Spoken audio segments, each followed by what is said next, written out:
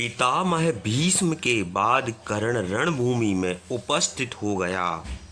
दुर्योधन उसे अपना सेनापति बनाना चाहता था, परंतु कर्ण ने कहा कि हमारे पक्ष में सबसे वरिष्ठ योद्धा आचार्य द्रोण हैं, अतः यह पद उन्हें ही मिलना चाहिए। फिर सबकी सहमति से आचार्य द्रोण को सेनापति बनाया गया। दुर्योधन जानता था कि आचार्य द्रोण भी पांडवों को क्षति नहीं पहुंचाना चाहते, अतः उसने एक चाल चली। 11वें दिन दुर्योधन ने आचार्य द्रोण से कहा कि अगर आप युधिष्ठिर को बंदी बना लें तो मैं अन्य पांडवों को कोई क्षति नहीं पहुंचाऊंगा। इस बात पर आचार्य द्रोण सहमत हो गए। पांडव भी इस बात से अनभिज्ञ नहीं थे। उनके गुप्तचर ने उन्हें इसकी खबर दे दी थी। रण क्षेत्र में आते ही द्रोणाचार्य ने कोहराम मचा दिया। पांडव सेना का प्रत्येक योद्धा युधिष्ठिर को बचाने का हर संभव प्रयास कर रहा था। नकुल ने शल्य का रथ तोड़कर उन्हें पीछे हटने पर मजबूर कर दिया। भीम के प्रहार से कौरव सेना के पांव उखड़ रहे थे। जब आचार्य द्रोण युधिष्ठिर के पास पहुंचे तो अर्जुन वहां आ गए। उन्होंने आचार्य द्रोण को टिकने नहीं दिया।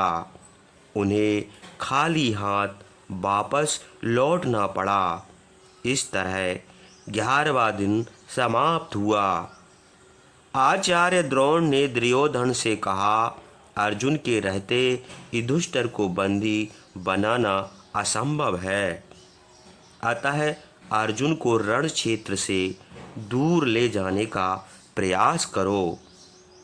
पांडवों से खार खाए त्रिगर्त नरेश सुशर्मा ने अर्जुन को हटाने का बीड़ा उठाया।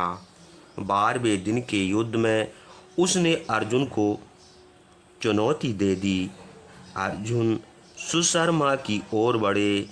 जब अर्जुन सुशर्मा के सैनिकों से उलझ गए तो आचार्य द्रोण अपने सैनिकों के साथ युधिष्ठिर की ओर लपके। यह देखकर धृष्टद्युम्न आचार्य द्रोण के सामने आ गए। तब आचार्य द्रोण धृष्टद्युम्न को छोड़कर द्रुपद की ओर चले गए और उन्हें परास्त करके युधिष्ठिर की ओर बढ़े, परंतु धृष्टद्युम्न पूर्णतः सतर्क थे। दोनों के बीच में घमासान युद्ध हुआ।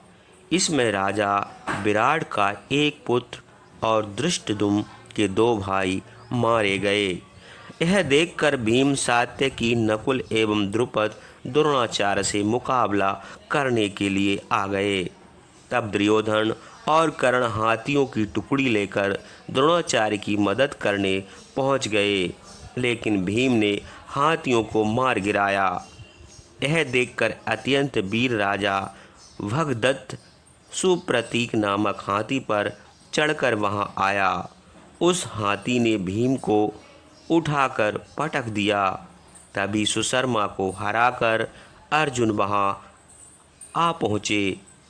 अब पांडव सेना का उत्साह बढ़ गया। भीम तुरंत उठ खड़े हुए और सुप्रतीक हाथी पर भीषण प्रहार किया, जिससे उसकी मृत्यु हो गई। अर्जुन ने अपने बाणों से भगदत्त को बींध डाला। उसी समय शकुनी वहां आ पहुंचा, परंतु वह अर्जुन के प्रहार से घायल होकर भाग गया। बहुत प्रयास के बाद भी आचार्य द्रोण युधिष्ठिर को बंदी नहीं बना पाए। इस बात से क्रोधित होकर दुर्योधन ने उन पर पक्षपात करने का आरोप लगाया। आचार्य द्रोण ने कहा, दुर्योधन, अधीरता तुम्हारी कमजोरी है, जबकि पांडव युधिष्ठिर की रक्षा बहुत सावधानी से कर रहे हैं। परंतु कल मैं एक ऐसे बिहू की रचना करूँगा जिसे अर्जुन के अलावा कोई नहीं भेद पाएगा।